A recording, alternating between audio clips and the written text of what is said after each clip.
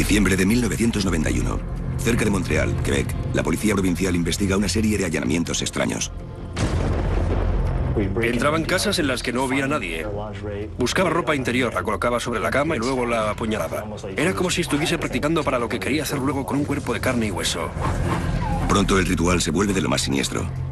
Deja de practicar con ropa y pasa a la acción con víctimas reales.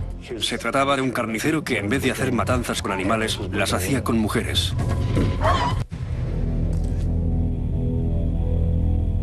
Cuando los asesinos en serie atacan, a menudo dejan tras ellos marcas únicas en el cuerpo de las víctimas que los identifican. Pero si esconden las pruebas y cambian la posición de los objetos, pueden pasar años antes de que se pueda conocer hasta dónde se extiende su historial criminal.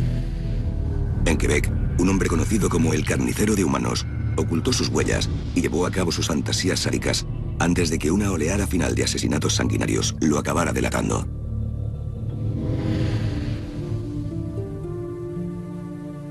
Junto a Montreal, la segunda metrópolis de Canadá, se encuentra la pequeña ciudad francófona de Verdun.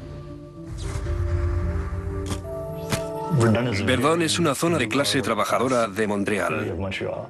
Está en la punta sudoeste de la isla. En 1989, uno de los habitantes de Verdun es Ana María Cordina Leva, de 30 años. Es madre soltera y trabaja en una planta de procesado de alimentos cercana. En esa época, acaba de empezar a salir con un compañero de trabajo llamado Serge Archambault. Trabajaban juntos en una planta de procesado de alimentos al extremo este de Montreal. Entablaron una amistad a pesar de que él estaba casado con hijos y ella lo sabía. Al final tuvieron una aventura. Ana María está entusiasmada con su nuevo romance. Le confía la historia a su madre y le cuenta que Serge le ha prometido que dejará a su esposa y se casará con ella. 16 de junio de 1989, una plácida noche de primavera. Es viernes y Ana María se viste y se arregla para salir con Serge. Antes de marcharse, deja a sus 3 hijos pequeños a cargo de su hermano. Tal y como había planeado, se encuentra con Serge, pero en un momento dado, la velada dará un trágico vuelco.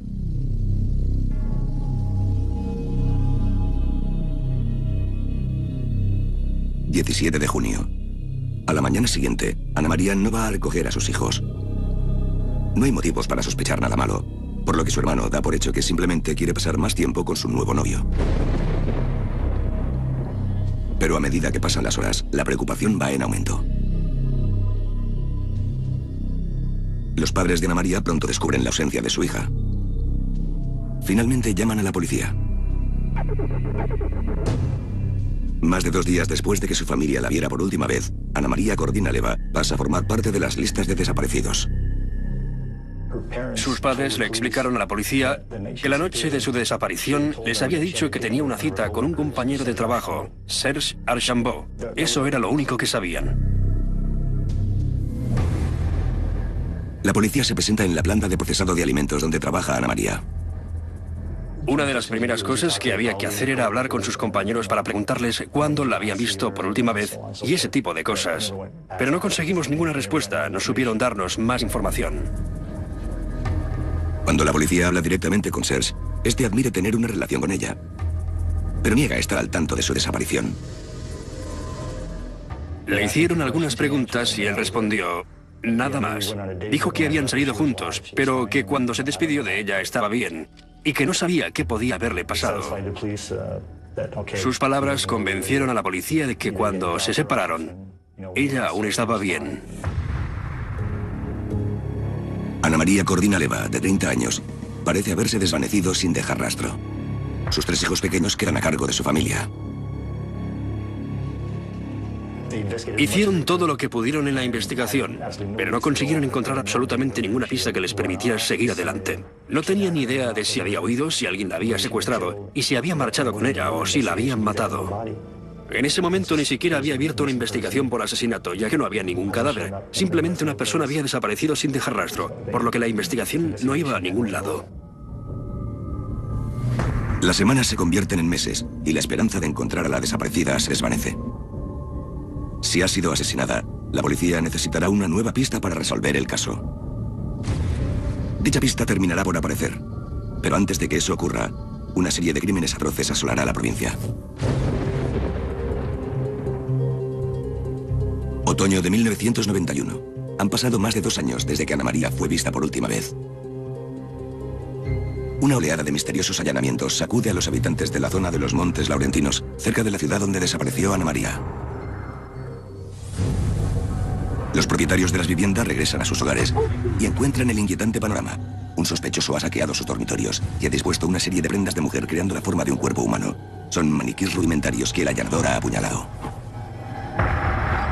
Hubo por lo menos una docena de allanamientos en los que las mujeres, al volver a casa, se encontraron con que su ropa interior estaba encima de la cama y cortada en pedazos, muchas veces con el cuchillo todavía clavado.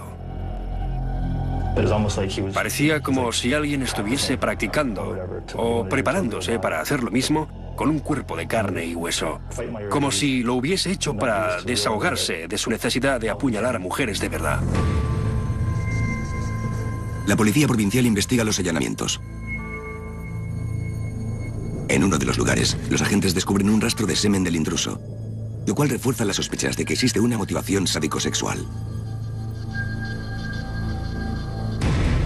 Aunque los medios no hacen demasiado hincapié en los sucesos, los rumores sobre los allanamientos están en boca de los habitantes de la zona de los Montes Laurentinos. Muchos propietarios instalan nuevas cerraduras en las puertas de sus casas y el miedo empieza a aflorar, especialmente entre las mujeres que viven solas. Sus temores no tardan en materializarse, ya que pronto víctimas de carne y hueso ocuparán el lugar de los maniquís. Diciembre de 1991. En los Montes Laurentinos, al noroeste de Montreal, un hombre ha allanado una serie de viviendas y ha apuñalado maniquís femeninos que él mismo ha hecho con lencería. En esa misma época, una mujer llamada Ana María Cordina-Leva sigue desaparecida. Los casos terminarán conectándose, pero antes un sádico asesino sembrará el caos con una serie de crímenes atroces. Enero de 1992. Saint-Calix, Quebec. Es una localidad de 5.000 habitantes situada al pie de los Montes Laurentinos, no muy lejos de la zona donde tuvieron lugar los allanamientos. Roland Naseline Bocage y su marido Richard son 2 de los habitantes de Saint-Calix. Richard se marcha temprano para ir a trabajar. Hace poco que ha comprado un perro para su esposa, que a menudo se queda en casa sola mientras él trabaja en la ciudad cercana de Montreal. Esa misma mañana, Roland saca a pasear al perro y un coche desconocido se acerca a su domicilio. Roland Naseline estaba en el jardín de delante cuando el hombre apareció. Se acercó con su coche y se puso a hablar con ella. El hombre le dice a Roland que se ha perdido y le pide indicaciones.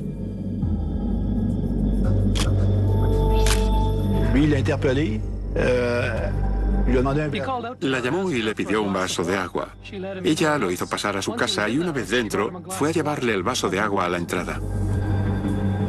Fuera de la vista de los vecinos, el intruso se abre paso hacia el interior de la vivienda empujando a Roland y tirándola al suelo.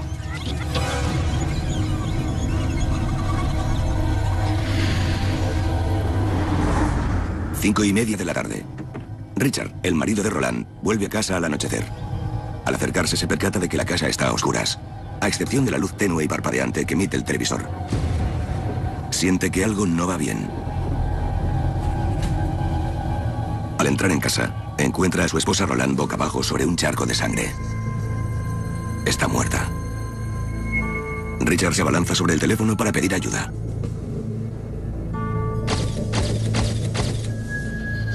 La policía provincial no tarda en acudir al lugar de los hechos, seguida de los detectives de homicidios.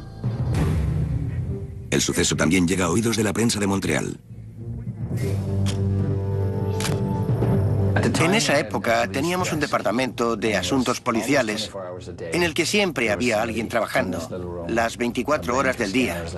Desde la centralita se podían escuchar las frecuencias de la policía, de las ambulancias y de los bomberos, para buscar noticias que valiera la pena cubrir. Les decían, rápido, desplazaos a tal sitio, sucede tal cosa. Ir a la escena de un crimen puede ser un jaleo. La clave es ser el primero en llegar. Los periodistas van llegando mientras los forenses fotografían la desoladora escena en el interior. Roland Naseline Bocage tiene las manos fuertemente atadas junto a la espalda y le han disparado desde cerca en la cabeza.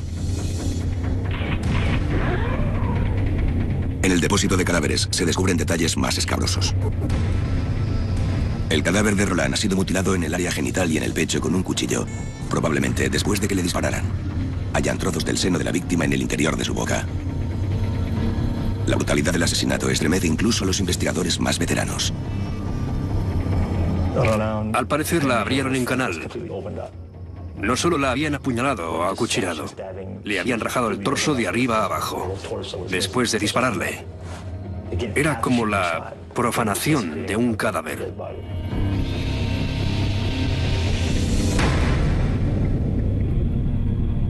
En la escena del crimen, los investigadores encuentran un casquillo del calibre 22 y una bala en el suelo. También encuentran el cuchillo empleado en la mutilación, que el asesino cogió de la cocina de la propia víctima. Pero los esfuerzos realizados para detectar huellas y rastros biológicos que pueda haber dejado el asesino son en vano.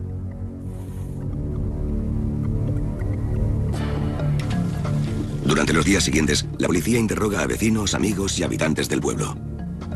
Nadie recuerda haber visto nada sospechoso, ni haber oído ningún disparo. La policía se marcha sin ninguna pista. A priori no hay nada que relacione el asesinato de Roland Asselin Bocage con la serie de allanamientos cometidos en otras zonas de los Montes Laurentinos. Pero si se miran en perspectiva, ambos tienen el sello de una mente perversa. Se empieza a extender el temor a que un hombre despiadado pronto se cobre una nueva vida. Todos los temores se hacen realidad. En otoño de 1992, uno de los asesinos en serie más sanguinarios de la historia de Canadá está preparado para atacar de nuevo. Noviembre de 1992. La policía de Montreal tiene pendiente desde hace 2 años el caso de la desaparición de Ana María Cordinareva. Al mismo tiempo, la policía provincial no dispone de ninguna pista para investigar la mutilación y el asesinato de Roland Asselin Bocage. Un asesino sanguinario sigue en libertad.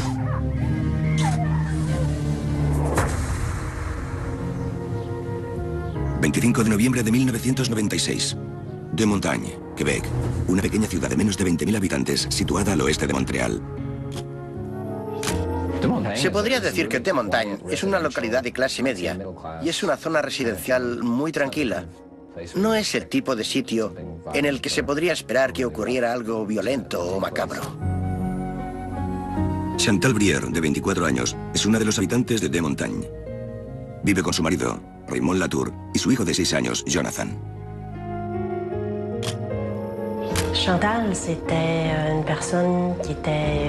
Chantal era una persona muy alegre. Le encantaban los niños y siempre le gustaba estar rodeada de otras personas. Quería crear una familia. Era muy trabajadora, muy atenta con sus padres y a menudo llevaba a mi madre a comer al restaurante o a hacer gestiones al banco. Era una buena persona.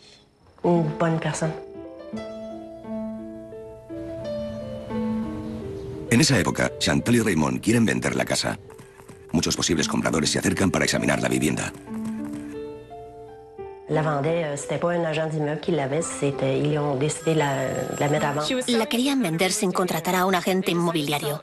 Decidieron venderla ellos solos como particulares y hubo un hombre que llamó preguntando por la casa. Fue ella quien atendió la llamada, porque su marido estaba trabajando en ese momento. El hombre, que se interesó por ir a ver la casa, le preguntó si podían quedar el jueves por la mañana. Jueves 26 de noviembre. Raymond se marcha a trabajar y Chantal se prepara para enseñarle la casa al desconocido.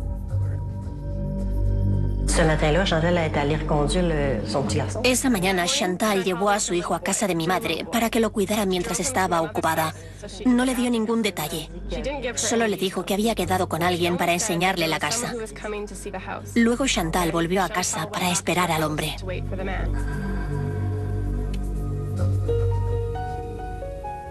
Cuando regresa, encuentra al posible comprador esperando junto a la vivienda.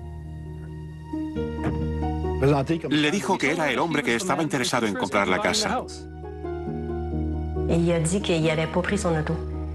Le comentó que no había ido en coche, sino que había ido en tren desde Montreal porque su esposa trabajaba ahí y quería saber cuánto se tardaba en tren desde un sitio al otro.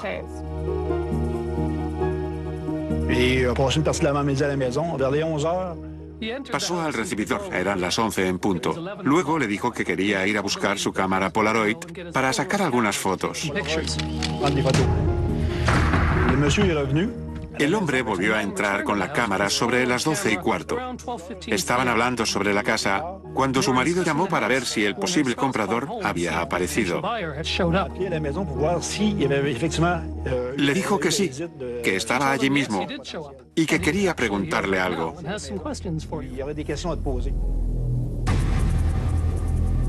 El hombre mantiene una breve conversación con Raymond sobre la casa y luego cuelga. Unos minutos más tarde, llama a la madre de Chantal. Le dijo que en ese momento no podía hablar, que estaba enseñándole la casa a un posible comprador y que la llamaría más tarde. Media hora más tarde, su madre volvió a llamar, pero nadie respondió. Y así varias veces. La madre de Chantal se preocupó porque su hija no estaba en casa o no contestaba. 5 de la tarde. La madre de Chantal contacta con su otra hija, Francine, para transmitirle su preocupación. Ambas deciden ir a ver qué ha pasado. Desde fuera vimos que las luces estaban apagadas. Lo único que estaba encendido era el televisor, que se podía ver desde la calle. Cuando llegamos, mi madre dijo que no se atrevía a entrar, que presentía que había pasado algo malo y que aquello no era normal. La cogí de la mano, se puso detrás de mí y al final nos decidimos a entrar. Llamé a Chantal, pero no respondió. Y fue entonces cuando la encontré, tendida en el suelo. La encontraron tendida boca abajo y desnuda de cintura para abajo. Le grité a mi madre que no entrara, que saliera de la casa. Ella se fue y yo me acerqué más al cuerpo de mi hermana. Cuando la toqué sentí que estaba fría. Fue entonces cuando comprendí que estaba muerta.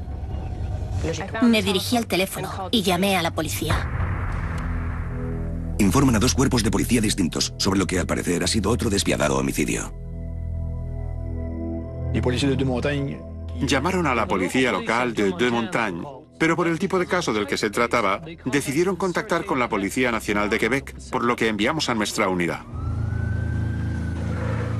Reporteros y fotógrafos de Montreal se congregan mientras la policía establece el perímetro en la escena del crimen. Cada escena es diferente. Nunca sabes lo que te vas a encontrar, no se puede describir. La mejor foto es la que explica la historia por sí sola. Mientras los periodistas se encargan de captar el ambiente de fuera, en el interior de la casa los forenses fotografían la escena de cerca. Como sucedió en el asesinato de Roland Asselin Bocage, Chantal tiene las muñecas atadas a la espalda. Tenía un cable enrollado en el cuello, el cable de la lámpara que el asesino había usado para estrangularla. Tenía la garganta hinchada y otras partes del cuerpo mutiladas.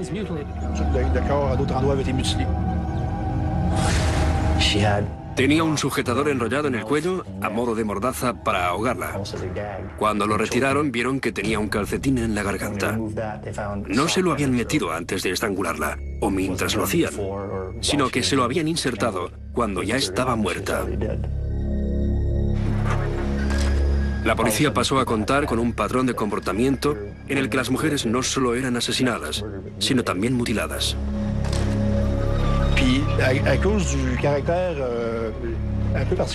Había algo muy particular en la manera como dejaba los cadáveres.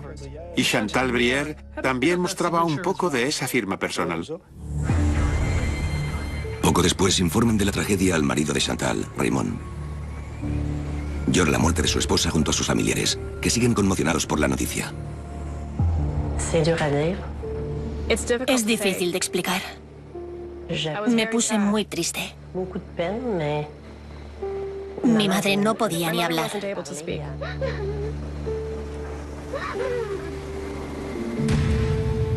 En comisaría, los detectives tienen la esperanza de que los más cercanos a la víctima puedan ayudarles en la investigación.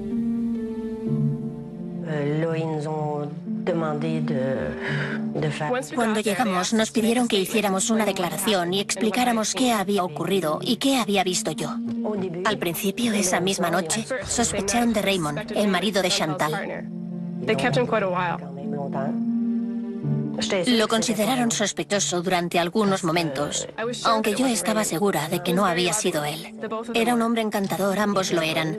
Raymond la amaba y yo sabía que no podía haber sido él. Los investigadores pronto llegan a la misma conclusión.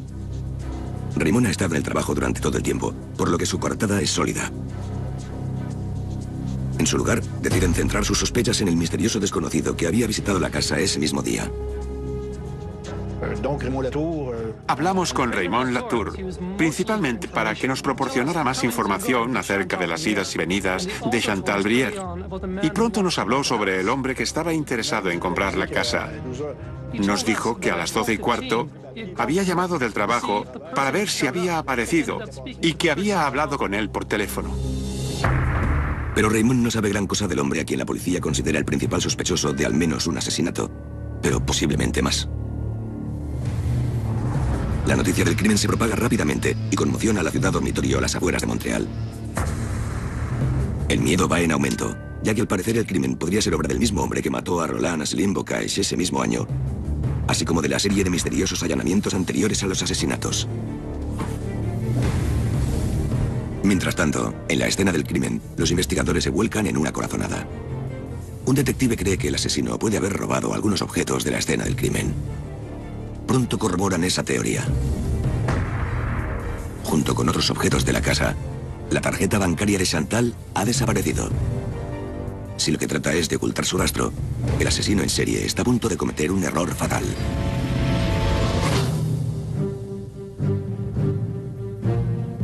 El 27 de noviembre de 1992, la policía de Quebec investiga el asesinato de Chantal Brière, de 24 años. El crimen es similar a otro en el que asesinaron y mutilaron a Roland Asselin Bocage, de 47 años, lo cual aviva la creencia de que un asesino en serie anda suelto. Los investigadores disponen de pocas pruebas, aparte del hecho de que al parecer el criminal se llevó la tarjeta bancaria de Chantal Brière.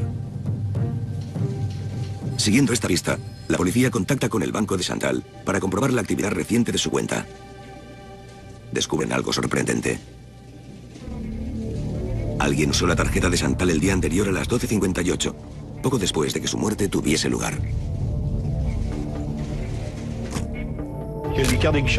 Usaron la tarjeta de Chantal Brière en una tienda que hace esquina en Saint-Eustache, a unos 10 kilómetros del lugar del crimen.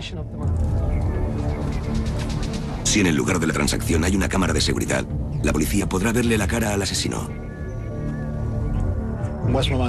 Contacté de inmediato con la policía de Saint-Eustache, que está muy cerca de Montagne. Les dije que fueran a la tienda y que se hicieran con todas las cintas de seguridad y que buscaran en las papeleras cualquier cosa que pudiese sernos útil en la investigación. La policía llegó justo a tiempo. La joven que estaba trabajando ese día 27 era la misma dependiente de la noche anterior. Como no creía que en la cinta de seguridad hubiese nada especial, por la mañana había puesto la misma cinta en la cámara para grabar encima de ella, por lo que si hubiésemos llegado a la tienda 1 hora y 20 minutos más tarde, habríamos perdido todas las imágenes del día anterior. Mientras algunos investigadores buscan huellas en el cajero automático, otros empiezan a repasar la cinta en comisaría. Pronto tienen que hacer frente a un obstáculo. Según el banco, alguien usó la tarjeta de Chantal exactamente a las 12:58 del mediodía, pero la cinta de seguridad no muestra ninguna referencia temporal, lo cual dificulta la tarea de la policía, que no sabe en qué cliente centrarse. En la tienda había mucho ajetreo y muchas personas usaban el cajero para sacar dinero. En busca de un modo para limitar la búsqueda, la policía prueba escuchando el sonido de la cinta que los técnicos pueden recuperar. Se percatan de que la radio de la tienda tiene sintonizado un canal de música local. La policía contacta con la emisora y obtiene una lista de las canciones que sonaron el día anterior y la hora a la que sonó cada una. A las 12:58 del mediodía, cuando la tarjeta de Chantal registró una operación, sonaba una canción de un conocido músico francés. La policía vuelve a poner la cinta y estudia detenidamente la parte en que suena dicha canción. Por fin aprecian una parte concreta del vídeo, en la que se ve a un hombre de pelo raro comportándose de manera extraña junto al cajero. Vimos que alguien entraba, se dirigía al cajero automático y luego se ponía a hablar con una mujer. En ese momento empezó a fijar su atención en ella, lo cual era un poco sospechoso, porque primero había ido hacia la máquina y luego se había apartado para ponerse a hablar con la mujer. Y más tarde, ella fue para el cajero. Acto seguido, el hombre se dirigió a la dependienta para pagar algo y luego se marchó junto a la mujer. Finalmente, unos minutos más tarde, el sospechoso regresó a la tienda para utilizar el cajero. La segunda visita del hombre a la tienda corresponde exactamente con la hora en que la tarjeta de la víctima registró una operación. Pudimos reconocerle porque lo habíamos visto antes en la caja pagando. Por eso pensamos que él era nuestro hombre. Gracias al banco, la policía consigue una lista con los nombres de las personas que usaron el cajero automático ese día, incluida la mujer que al parecer se fue de la tienda con el hombre de pelo raro, al que consideran el principal sospechoso. Unas horas más tarde se presentan en casa de la mujer para hablar con ella. Durante el interrogatorio, el equipo de vigilancia que había fuera de la casa se da cuenta de algo desconcertante. Estábamos interrogando a la mujer porque había usado una tarjeta en el cajero, cuando, de pronto, el equipo de vigilancia vio al hombre del vídeo en la casa. Se trata de su marido, Serge Archambault, de 36 años. El mismo Serge Archambault que tuvo una aventura con Ana María Cordina Leva, que todavía consta como desaparecida en los registros de la policía de Montreal. Serge fue carnicero de oficio, luego director de la planta de productos alimentarios en la que trabajaba Ana María, y en estos momentos trabaja como comercial. Todo parece indicar que fue él quien usó la tarjeta de la mujer asesinada momentos después de su muerte.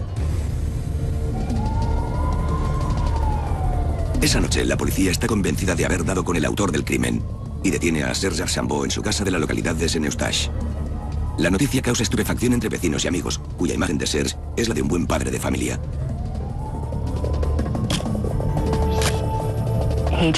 Serge parecía un marido o un hermano que cualquiera pudiera tener.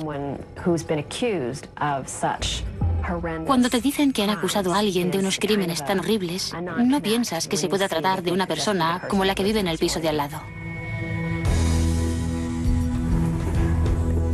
La búsqueda que efectúan en su casa demuestra lo contrario y relaciona a Serge con dos crímenes brutales. Encontramos los objetos que faltaban en la casa de Chantal Brière. También encontramos casquillos del calibre 22 escondidos en el techo del dormitorio de uno de los niños. Y más tarde comprobaron que se trataba del mismo tipo de bala utilizado en el asesinato de Roland Asselin en enero. En comisaría, Serge Archambault rechaza los servicios de un abogado y sorprende a los investigadores confesando la autoría de ambos asesinatos. También les habla de otro crimen que cometió antes que estos. En ese momento, el señor Archambault admitió haber matado a otra persona 2 años antes y haberla enterrado en varios lugares a lo largo del río Saint-Laurent. Se trata de la desaparecida Ana María Cordina Leva. Era una compañera de trabajo con la que mantenía una relación íntima. Él no quería continuar con aquello, pero ella insistía. El señor Archambault estaba casado y tenía que deshacerse del problema de algún modo, por lo que decidió matar a Ana María.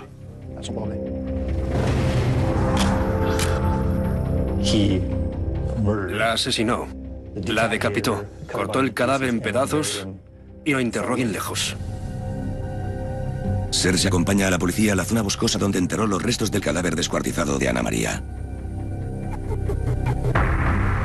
Recogen minuciosamente los huesos uno a uno para que después la antropóloga forense Kathy Rikes pueda examinarlos. Al parecer, Serge Archambault se valió de su experiencia como carnicero para perpetrar el crimen. Me di cuenta de que quien quiera que hubiese desmembrado el cadáver sabía de anatomía. Sabía lo que estaba haciendo. Por lo que le dije a la policía que tenía que ser alguien que entendiera de anatomía. Tanto podía ser un médico como un carnicero. Y resultó que el sospechoso efectivamente había sido carnicero en algún momento de su vida. Estábamos ante un carnicero que en vez de hacer matanzas de animales, las hacía con personas. Descuartizaba a las mujeres con las mismas técnicas que emplearía con una pieza de vacuno. Después de matar a Ana María, al parecer ya no se pudo controlar. En el caso de Roland Asselin Bocage, Serge Archambault le dice a la policía que iba en coche por el norte de Montreal, cuando simplemente decidió escoger a su segunda víctima al azar.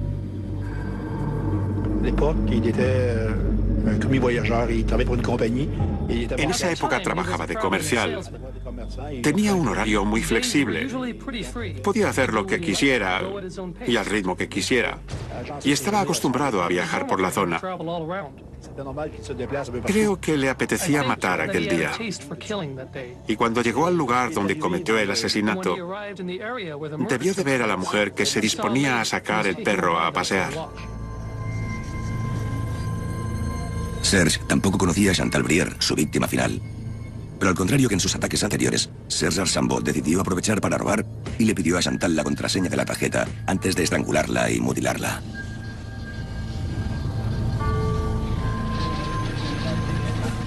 Menos de media hora después de cometer el asesinato, Serge encontró a su esposa por pura casualidad en la tienda de la esquina donde usó la tarjeta de Chantal. La policía consiguió dar con él gracias a haber identificado antes a su esposa. Obviamente fue un grandísimo error, por su parte, robarle la tarjeta. Era posible que su intención fuese seguir usándola. Serge también confiesa haber estado buscando nuevas víctimas entre las prostitutas del área de Montreal durante los meses transcurridos entre cada uno de los crímenes. Empezó a recoger prostitutas con la intención de matarlas y mutilarlas. Siempre tenía a mano una maleta que había preparado con lo necesario para matar. Llevaba siempre en el coche un kit con una cuerda, un cuchillo y un arma. Sin embargo, a menudo les perdonaba la vida y las dejaba bajar del coche poco después de recogerlas. Las echaba del coche cuando sentía el impulso de matarlas, o si ya estaban en el motel. A veces se marchaba justo antes de que empezaran a tener sexo, o simplemente les decía que se fueran.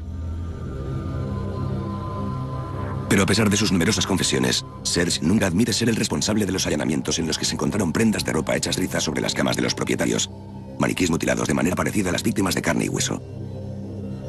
Sin embargo, la policía se vale de una muestra de semen que recogió en una de las casas para relacionarlo con los extravagantes casos. Después de arrestarle, comenzamos a buscar entre los archivos de la Policía de Montreal y la Policía Nacional de Quebec para ver si había pendiente algún caso similar. Él solo admitía haber cometido 3 asesinatos, pero podían haber sido más.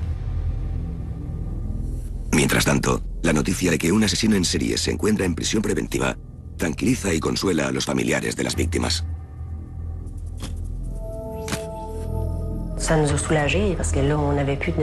Fue un gran alivio para nosotros porque ya no teníamos que hacernos preguntas como ¿quién lo hizo? ¿O por qué lo hizo?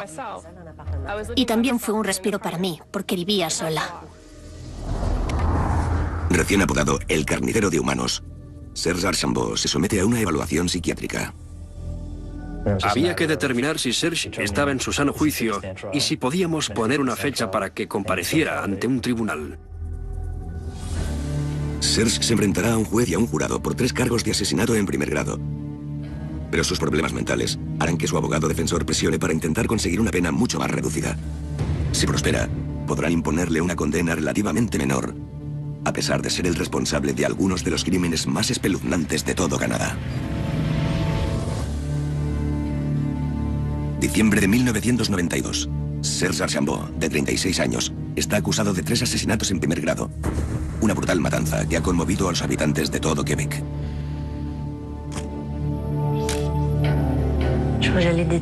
Creo que le odiaba. Quería que pagara por lo que le había hecho a Chantal. Y no solo a Chantal, sino también a las otras 2 víctimas. Los psiquiatras consideran que el hombre a quien llaman el carnicero de humanos está cuerdo y puede comparecer ante el tribunal. Sin embargo, diagnostican que se trata de un depravado sexual que empezó a fantasear con la idea de herir a mujeres desde que era niño. Lo embargaban impulsos de matar y mutilar a personas, Impulsos que con el paso de los años fueron a más. Una vez incluso les escribió a su madre, a su hermana y a sus primas y otras mujeres de su familia para advertirles de que en cualquier momento podría hacer alguna locura y que no estaban seguras a su alrededor.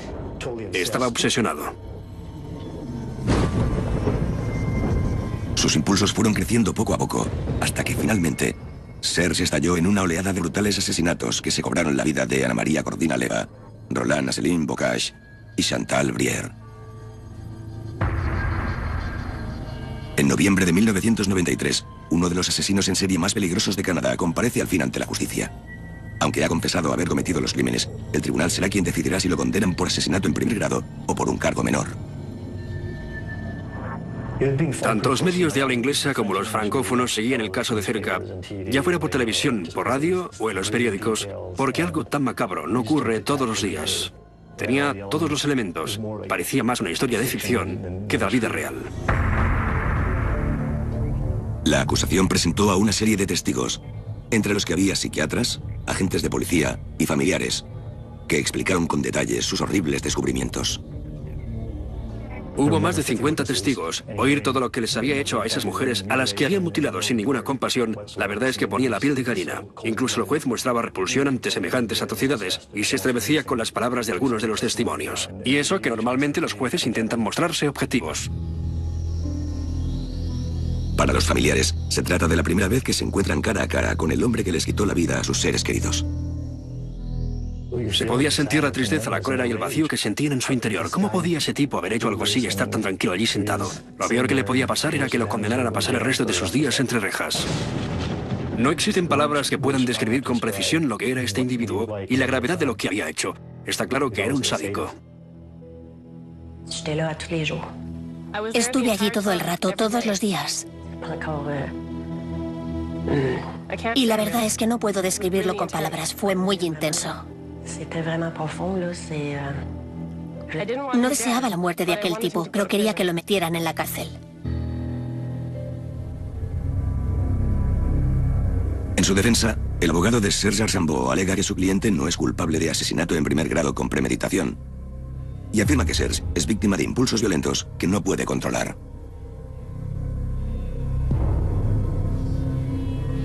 Sin embargo, la acusación señala que Serge Archambault ha admitido viajar siempre con una maleta llena de herramientas para matar, lo cual a su parecer indica su clara predisposición para hacer daño. El 19 de noviembre de 1993, el juicio llega a su fin. Tras una corta deliberación, los miembros del jurado vuelven a la sala cogidos de la mano y conteniendo las lágrimas. Declaran a Serge Archambault culpable por asesinato en primer grado de los 3 cargos. La sentencia alegró a todo el mundo. Habíamos pasado mucho miedo, pero ya no le volveremos a ver nunca más y pasará en prisión el resto de sus días. Fueron 3 asesinatos brutales y el hecho de que seguía acosando a otras mujeres sugería que podría haber cometido otros crímenes en el futuro, por lo que me siento mucho más tranquila sabiendo que ya no está en las calles. Fue uno de los casos más gratificantes a los que me he tenido que enfrentar porque lo resolvimos. El juez condena a Serge Archambault a cadena perpetua. Pero para las familias de las víctimas, la condena no les permitirá recuperar a sus seres queridos. Tendremos que lidiar con ello toda la vida. Echamos mucho de menos a Chantal. Ella sabía cómo ser feliz. Le encantaba estar acompañada. Y cuando pienso en ella, me doy cuenta de todo lo que se está perdiendo. Había tantas cosas que le faltaban por ver y que nunca podrá ver.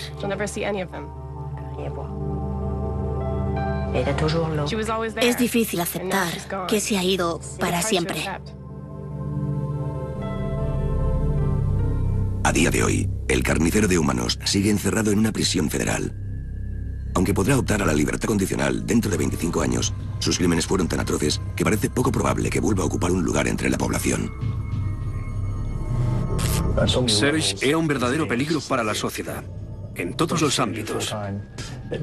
Tras haber trabajado en un caso como este día y noche, puedo decir que si las familias y la fiscalía lo piden, podrán mantenerlo encerrado hasta el fin de sus días. Si hay algún caso en el que tenga que ser así, sin duda es este.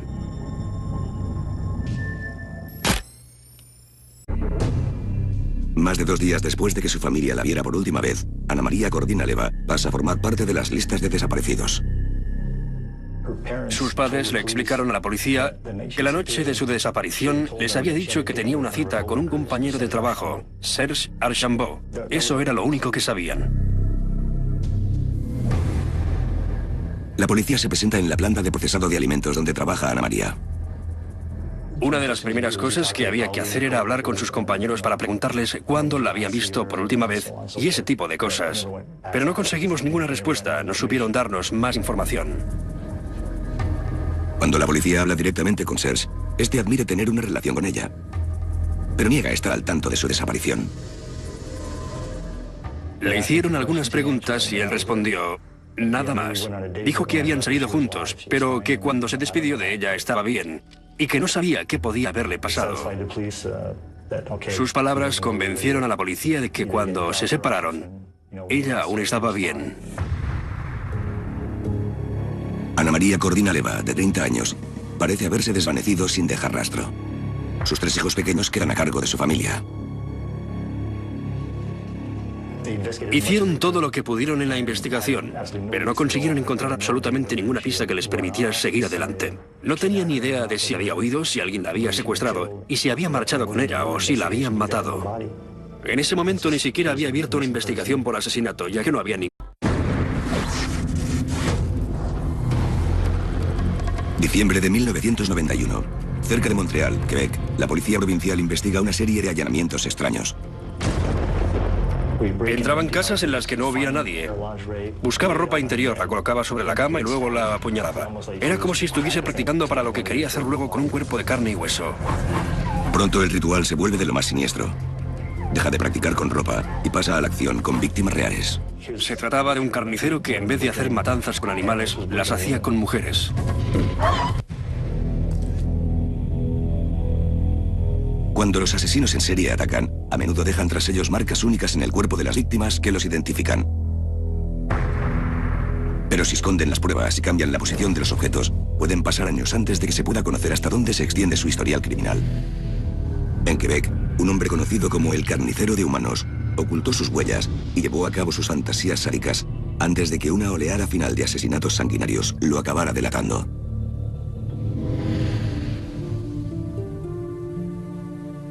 Junto a Montreal, la segunda metrópolis de Canadá, se encuentra la pequeña ciudad francófona de Verdun.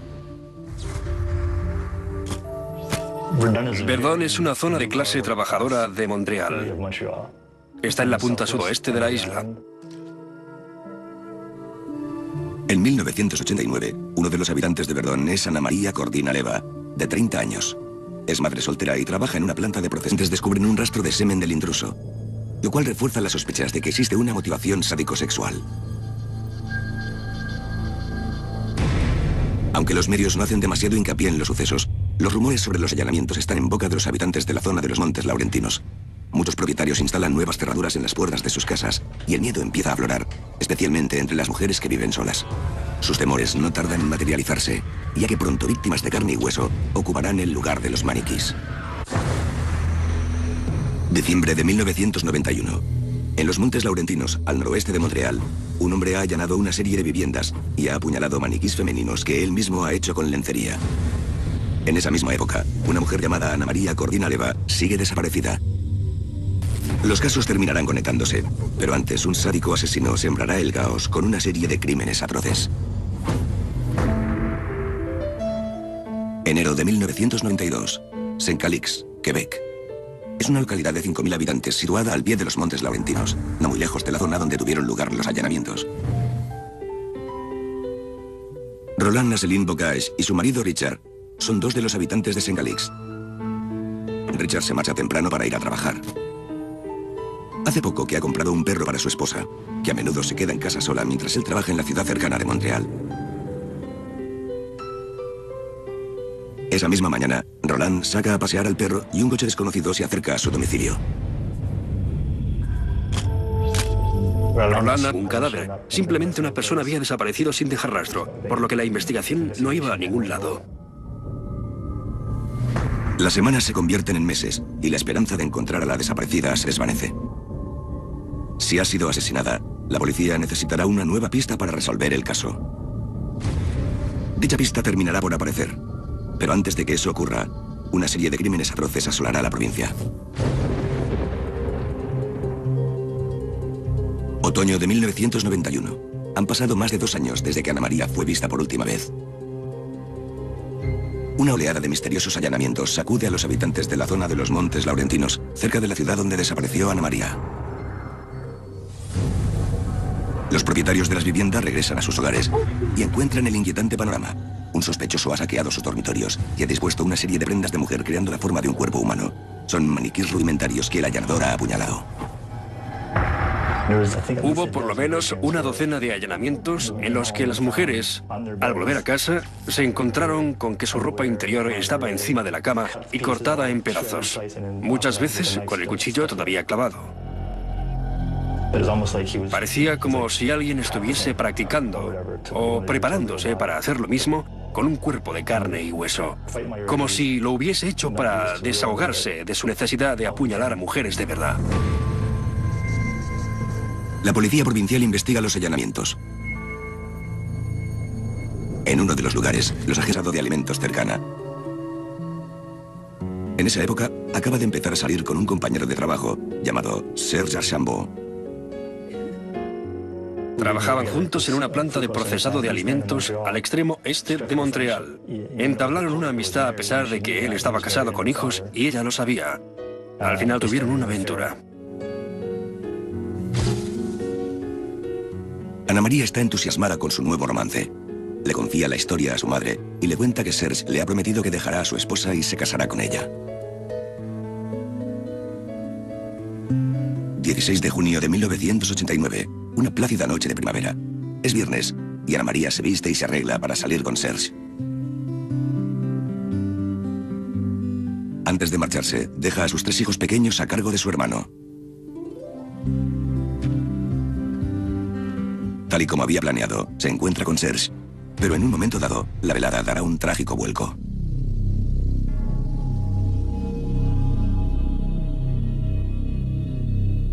...17 de junio.